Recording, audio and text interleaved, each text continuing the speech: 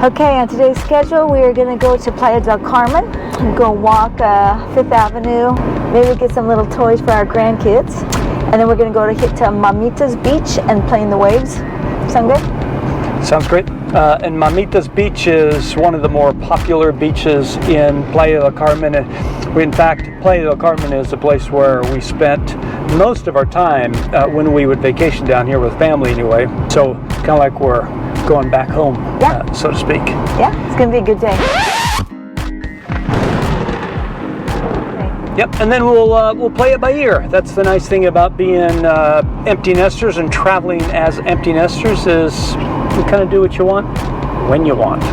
Love it. Just like that, we made it to Playa del Carmen. This is Mamitas Beach that we typically go to whenever we stay in Playa.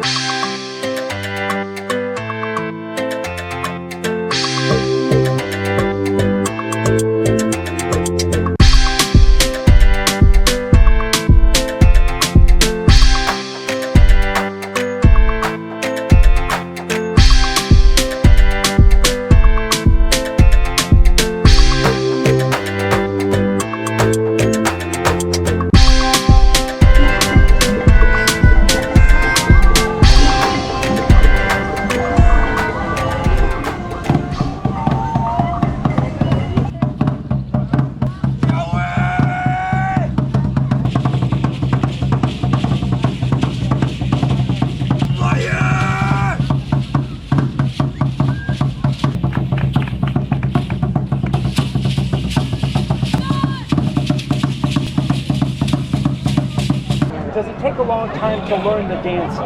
Cada 3 horas, 3 horas. Oh, okay, 3 horas. 2 días. 2 días. ¿Cuántos días para semana hacen? Todos. De lunes a domingo. Okay. ¿De veras? Todos los días. ¿Les gusta hacerlo? Sí. La gente aquí se pagan en tips. ¿Mucho? Sí. Okay. Más o menos. Más o menos regular. Regular. Bueno. Qué bonita.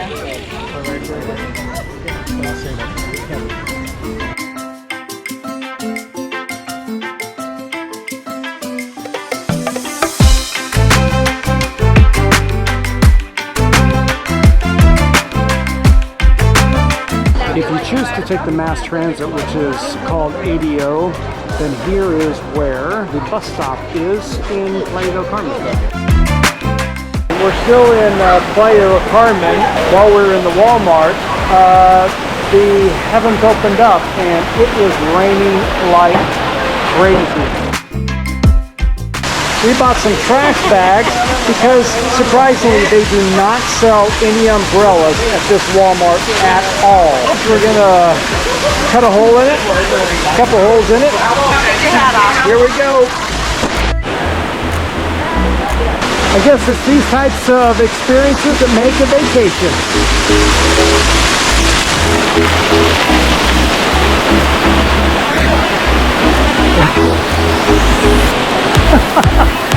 Wow, you are gorgeous, even in a trash bag. See how well this one fits me? Yeah, it doesn't. Okay, we're not entirely sure what we're going to do, but we're going to get wet. That's the one thing we know that will happen. So we're either going to try and make it to the car, or maybe a restaurant that will have us. I'm craving pizza. If we can find a pizza place, we're going to stop. Hopefully, we won't drown. So that's it.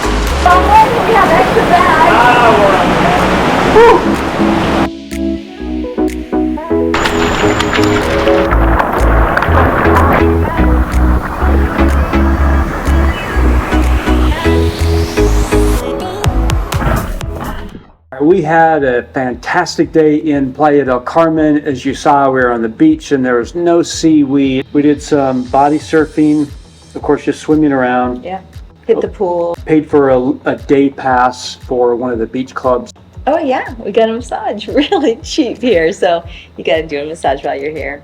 Yeah, it felt so good. In fact, I think I fell asleep a Yes, couple he of fell asleep, so he wasted that money. No. Yeah, it was a waste. No, it was wonderful. Anyway, if you haven't had a massage on the beach, give it a try. Yeah. It was very relaxing. All in all, it was a great time at the beach. And this is where the screeching sound comes in, because that's when the problem started. We won't go into all the detail, but we did get a parking ticket, which we've never had to pay for parking on that specific street. There's never been paid parking. Anyway, so we didn't see any signs. In fact, after the fact, we went looking for signs along with the police officer, who said, yeah, actually that sign looks like that one's been stolen, so sorry about that. And the one up here, yeah, it's covered by a palm tree. Clear up the street. Yeah, clear up the Can street. see it. Anyway, aside from getting a ticket, essentially what the police officer said is, listen, you already have your ticket. You were going to go grab some dinner. As long as you're back by 9 p.m., everything will be just fine. Anyways, but there was some problems. So we got caught in the rainstorm, but we finally made it back to the car, and guess what? We couldn't freaking find our car. It was not there, and we were wet. It was dark. We were so tired of walking everywhere trying to find a pizza place for me, but we couldn't find our car. Yeah, turns out it was towed. So the police officer who said, hey, everything will be okay, just be back by 9, and we were back by 7, yeah, everything wasn't fine. It was a long, drawn out, and very expensive process, and in fact, we still don't have the car back. The wonderful people at Avis Car Rental, they'll retrieve the car for us. Anyway, again, we could go into a lot of details, but suffice to say, maybe you should be a little skeptical when anyone, including someone of authority, tells you something specific. What we've learned from taxi drivers and others is, this may come as a shock, so I hope you're sitting down for this.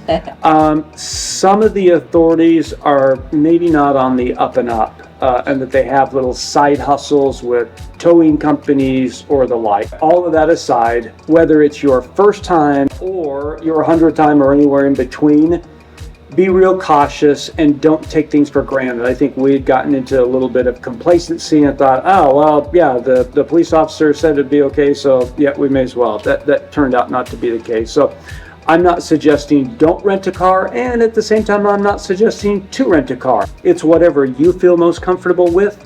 Regardless, just be maybe a little cautious and a little questioning, and don't just go along with it. Any other key learnings from that experience? Just bring lots of money. You'll probably end up using it. Here's another traveler tip. Instead of renting from a very small, unknown car rental agency, consider renting from a national or a very large rental agency like an Enterprise or an Avis or Hertz or something of that nature. Our experience was when we rented with that really small, unknown place, that's when part of the problem started, meaning the whole insurance and shakedown. We didn't have any troubles with Avis whatsoever. And this is not a plug for Avis, it's just one that we went to and got a car and had no problems whatsoever.